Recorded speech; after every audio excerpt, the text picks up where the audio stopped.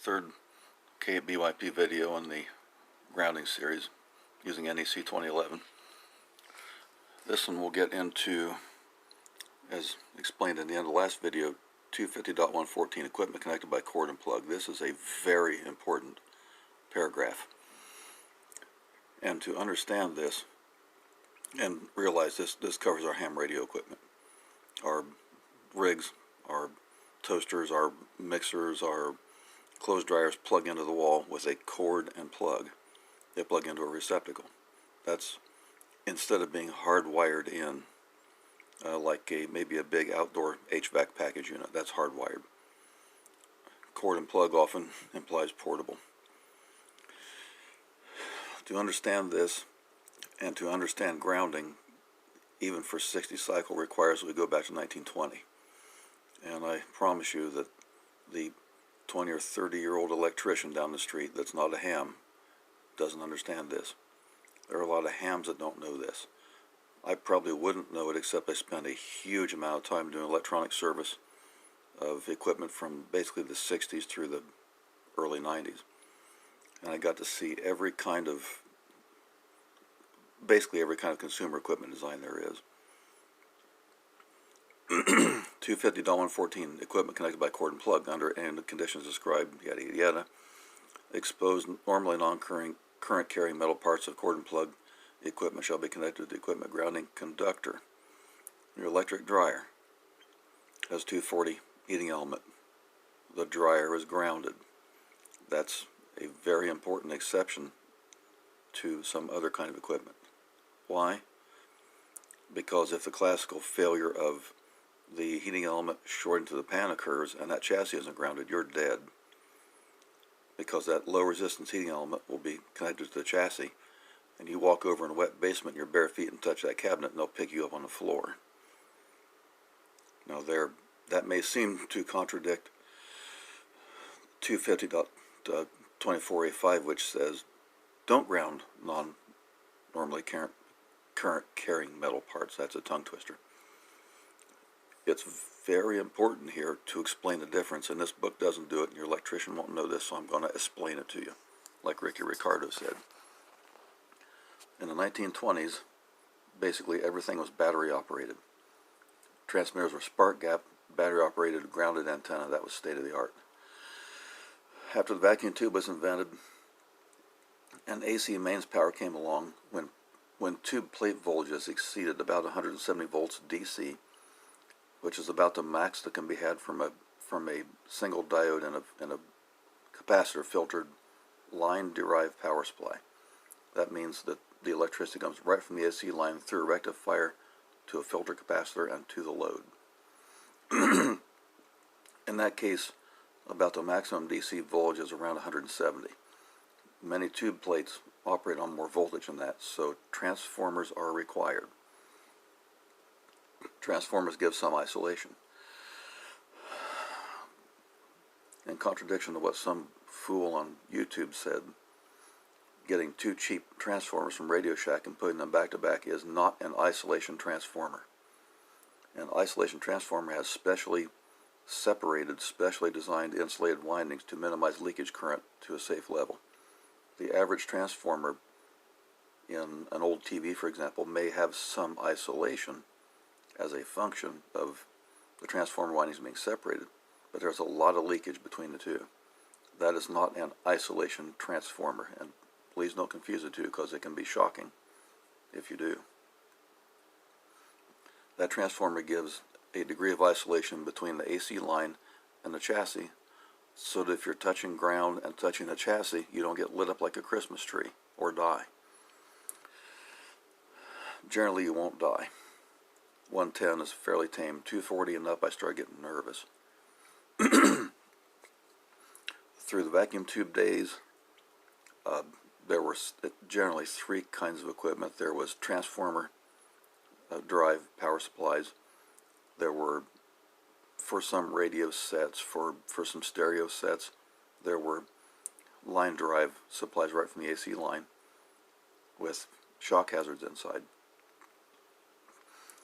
And then what came also through that era, maybe you remember a Bakelite cabinet on an old radio. There's a bit about the refrigerators, appliances, and stuff. Just quickly go down through here. Tools, portable hand lamps, blah blah blah. Conductive, wet or conductive locations. See, there's a bit about an isolating transformer with an ungrounded secondary of not over 50 volts. Now, in this article, it refers to, if I can find it quickly, it refers to, and I should have found this ahead of time. It is in here, but it refers to what's commonly known as double insulated equipment. And double insulated is something such as an electric mixer in the kitchen, pardon if I bounce around with the camera here, an old AM tube radio that has a Bakelite cabinet, plastic knobs, no exposed parts except maybe antenna terminals, which are maybe behind a RF transformer. There's no connection between the chassis of the radio and the AC line except through the magnetic and some stray capacitance and power transformer. The problem comes with, and the need to ground equipment comes with, equipment where a person can touch a chassis and touch something else, such as some connection to earth ground, whether it's direct or indirect. I'm not including electrostatic discharge here. But back in the old days, so to speak, we had 2-wire power cords. Some of the old 60s and 70s TVs had 2-wire power cords. A lot of them had transformers inside. The reason for having a 3-wire is that when there are 2 wires and L1 opens, or the line opens, non sequitur, there's no power. When the neutral opens, all the points in the circuits, through some resistance or impedance, depending on what it is, it may be very high, but all those are connected to L1. They are all, in theory, at 120 volt or whatever the AC line is. If you're touching any part inside that and touch ground, you're going to get lit up if there's a low enough resistance path. If it's 10 megohms, you won't even notice it. But essentially, the entire chassis and all the circuits, maybe everything but the antenna jack. Some of the old TVs were that way. They had 300 ohm transformers off of terminals on the back. They're isolated to some extent. But all that will be hot. And you might touch a point which you assume is cold, which is a chassis, and get lit up like a Christmas tree. Along came the ground as a second neutral. It ain't ground. It ain't RF ground. It ain't the power system ground. That's back at the meter and the utility system ground. It is a second neutral, not to be normally used, but there for a safety in case neutral opens, so you don't get shocked or other connected equipment doesn't get blown up. And that could happen back in the 70s when there were maybe a TV and a stereo system connected together for stereo sound. You don't see that so much anymore because a lot of it is HDMI connected now. And they're behind switching power supplies, which have a very high degree of isolation because switching power supply design requires that. Further up ahead in time, up in towards the 80s, Zenith TVs early came out with switch mode power supplies. They were a nightmare to repair. They got hit by lightning, throw them in the garbage. But those provide a fair amount of electrical isolation, and the concept of a hot chassis arose where you couldn't connect an oscilloscope ground, where the scope was grounded to the AC power. You couldn't connect that to the hot chassis ground, or it would melt the ground probe or the ground clip on the scope lead, maybe ruin the scope.